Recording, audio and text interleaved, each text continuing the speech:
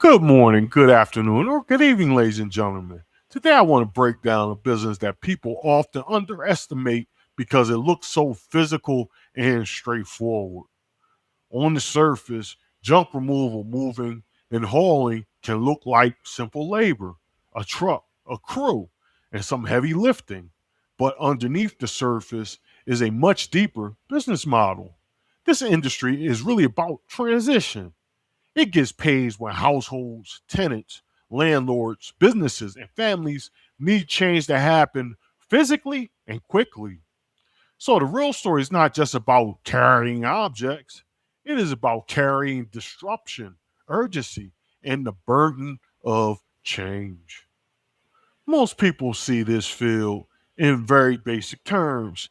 They think it's just loading a truck, moving furniture, hauling some junk, or dropping off a dumpster. In that surface level view, the values seem obvious and simple: strong backs, a vehicle, and a finished job. That is why so many customers underestimate the real cost. They assume they're paying for just the movement alone, but that assumption misses the deeper layers of labor, time, route planning, disposal strategies, liabilities, and physical risks that sit behind every completed haul. What is really going on is that this business is managing transition under pressure. When someone is moving, clearing out an estate, emptying your rental home, renovating a house, or trying to get rid of years of accumulated clutter, they're not just dealing with objects, they are dealing with disruption. The company steps in and converts that disruption into a structured service. It absorbs the lifting, the timing, the route decisions, the disposal burden, and often the stress in the room. The visible service is hauling. The hidden business is turning physical disorder into resolution. This growing field actually contains three related business models. First, moving companies transport what the customer wants to keep. Second, your junk removal companies remove what the customer wants gone. Third, your dumpster and roll off companies rent temporary waste capacity so that the customer can generate a pile before someone else picks it up. These are related businesses, but they're not identical. One business moves the possessions, another removes the aftermath, a third rents temporary control over that waste. This is why this topic is richer than it first appears. It is not one simple service, it is an ecosystem of physical transition businesses. This model works spectacular because life constantly creates physical disruption. People move, family downsize, tenants leave, renovations create debris, estates get liquidated, relationships and businesses relocated. Every one of these changes creates a logistic problem that most customers cannot or do not want to solve alone. This is where this industry becomes essential. It gets paid because every transition eventually becomes physical. At some point, someone has to carry the burden, load the truck, manage the waste, and make the property usable again. This is where this topic becomes especially sharp. Hauling the load away is only one part of the job. The real tension begins after the truck leaves the property. Where does it go? What can legally be dumped? What must be sorted? What costs extra to dispose of? What cannot be donated? What destroys the company margin if the quote's too low?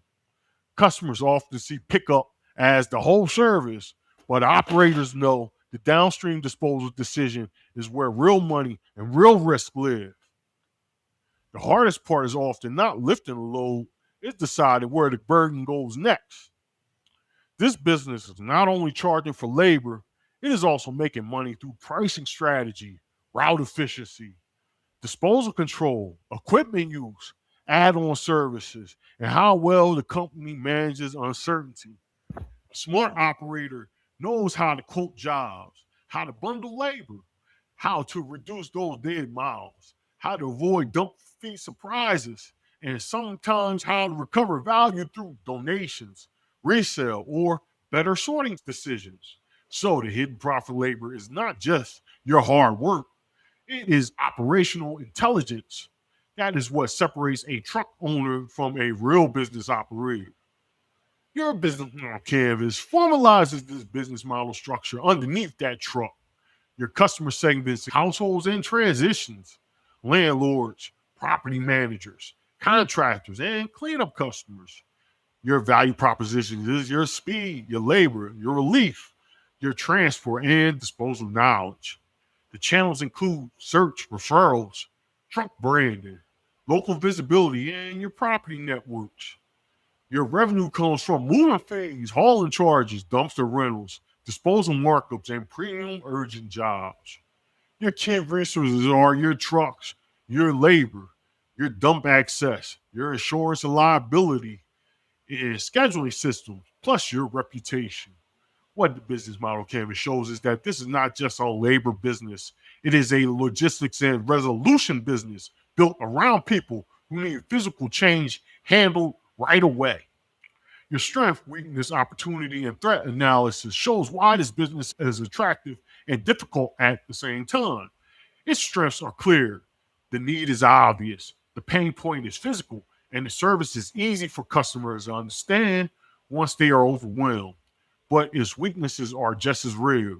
Your labor intensity, fuel costs, truck maintenance, pricing mistakes, disposal fees, and operational messiness.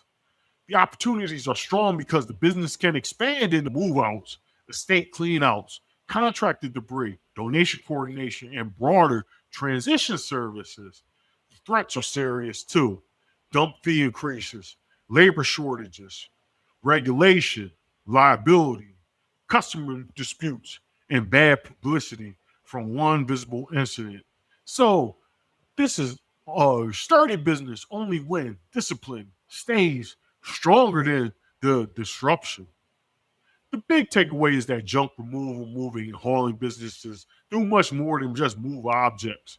They convert stress, clutter, debris, and change into managed outcomes. This is why the business matters. It sits in the background of modern life, but it quietly solves the physical side of transition that almost nobody wants to carry alone. The visible service is movement. The hidden business is relief, logistics, and controlled resolution.